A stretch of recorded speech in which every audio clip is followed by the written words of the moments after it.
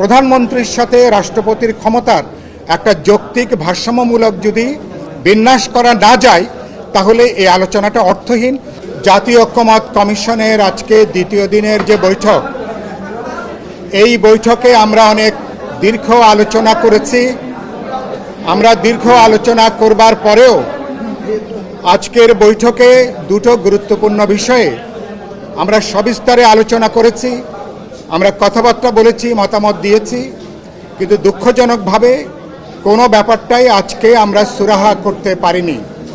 জাতীয় সাংবিধানিক কাউন্সিল সম্পর্কে নীতিগতভাবে আমরা বিপ্লবী ওয়ার্কার্স পার্টি এবং গণতন্ত্র মঞ্চের শরিক দলগুলো এবং উপস্থিত যে দলগুলো ছিলেন তার মধ্যে অধিকাংশ রাজনৈতিক দল এ ব্যাপারে তাদের সম্মতি এবং তাদের একাত্মতা আজকেও তারা ঘোষণা করেছেন। আমরা গুরুত্বপূর্ণ যেটা বলেছি, এনসিসির গঠন করবার ক্ষেত্রে রাষ্ট্রপতি এবং প্রধান বিচারপতিকে এনসিসির বাইরে রাখা দরকার। তারা দুটো, রাষ্ট্রপতি তিনি রাষ্ট্রের প্রধান অভিভাবক, তাকে কোনো বিতর্কের মধ্যে তাকে ফেলে দেওয়াটা বিবেচনার কাজ হবে না।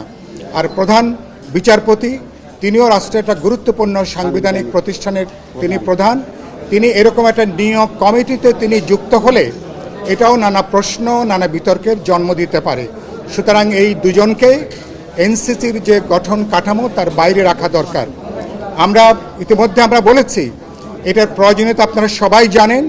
আমাদের অতীত 54 বছরের অভিজ্ঞতা, বিশেষ করে গত দেড় যুগের যে অভিজ্ঞতা, সাংবিধানিক পদবিকে ব্যবহার করে কিভাবে অনুগত ব্যক্তিদেরকে নিয়ে, যাদের দলীয় আনুগত্য, রাজনৈতিক আনুগত্যের পরীক্ষায় যারা কেবল 100% পাশ করে তাদেরকে কিভাবে গুরুত্বপূর্ণ সাংবিধানিক পদে তাদেরকে নিয়োগ দেওয়া হয়েছে এবং এই পদে পদায়ন করে রাষ্ট্রীয় ফ্যাসিবাদ বলি, স্বৈরতন্ত্র বলি, কর্তৃত্ববাদী দুঃশাসনকে একটা সাংবিধানিক চেহারা, একটা সাংবিধানিক কাঠামো তাকে দেওয়া হয়েছে।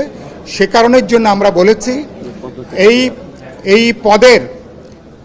এই পদগুলো আমরা এরকম একটা সাংবিধানিক কাউন্সিল গঠন করে এই পদের নিয়োগগুলোকে যৌক্তিক, দক্ষ, যোগ্য মানুষদেরকে এই পদে আনা দরকার এবং যাদের আবার সুনির্দিষ্ট জবাবদিহিতার প্রশ্ন আছে।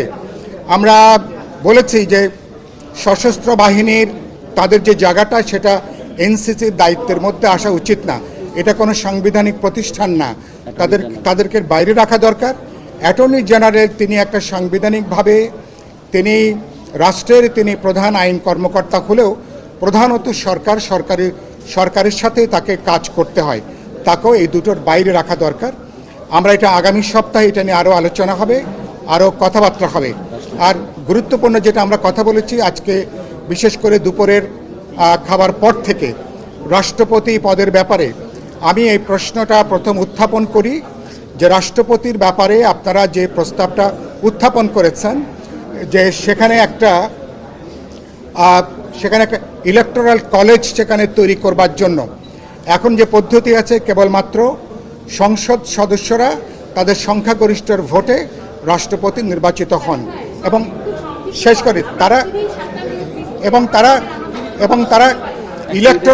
ইলেকটোরাল কলেজ তারা যারা করার প্রস্তাব করেছেন, আমরা নির্দিষ্ট করে বলেছি রাষ্ট্রপতিকে আপনি যে ইলেকটোরাল কলেজ করতে চান, রাষ্ট্রপতি কি বর্তমানে যদি এভাবেই থাকেন তাহলে এটা প্রয়োজন আছে কিনা।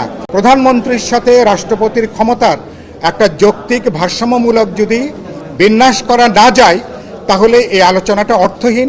সুতরাং রাষ্ট্রপতির ক্ষমতা, তার এখতিয়ারটা আলাপ আলোচনা করে নতুন বিন্যাস করে তারপরে রাষ্ট্রপতি কিভাবে নির্বাচিত হবেন এই ব্যাপারটা সিদ্ধান্ত নেওয়া দরকার। পরবর্তীকালে এটা ধরেই বিকেল পর্যন্ত আলোচনা হয়েছে।